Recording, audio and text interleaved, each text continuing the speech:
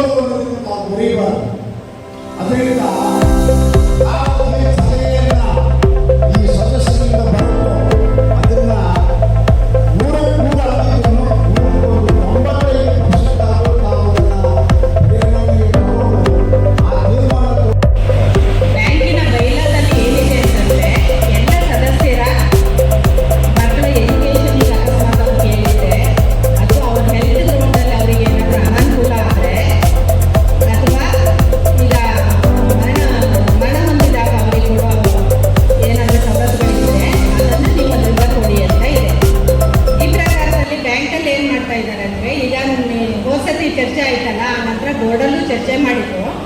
4,000 ಈಗೇನು ಕೊಡ್ತಿದ್ದೀವಲ್ಲ ಅದನ್ನ ಹಾಗೆ ಕಂಟಿನ್ಯೂ ಮಾಡೋಣ. ಈಗ ಹೆಲ್ತ್ ಗ್ರೌಂಡಲ್ಲಿ ನಮ್ಮ ಆದರೆ ನೀವು ಮೆಸೇಜ್ ಅನ್ನು ಯಾವಾಗ ಕಳಿಸ್ತೀರಾ? ಜನರಲ್ ಬಾಡಿ ಹಿಂದಿನ ದಿನ ರಾತ್ರಿ ಸಂಜೆ ಕಳಿಸ್ತೀರಾ? ಇಲ್ಲ, ಇದೇನು ಉದ್ದೇಶ ಏನಂತ? ಒಂದು ವಾರ ಮುಂಚೆ ಕಳಿಸಿದೆ. ಇಲ್ಲ, ಮೆಸೇಜ್ ನಮಗೆ ಬಂದಿರೋದು ಹಿಂದಿನ ದಿನ ಬಂದಿದೆ. ದಯವಿಟ್ಟು ಈ ಬಗ್ಗೆ ಸೂಕ್ತವಾದ ಕ್ರಮ ತಗೋಬೇಕು. ಇದೇ ರೀತಿ ಮಾಡಿದ್ರೆ ಮುಂದಿನ ದಿನಗಳಲ್ಲಿ ಸರಿಯಾಗಲ್ಲ. ಸರಿ ಸರ್, ಆಯ್ತು ಓಕೆ.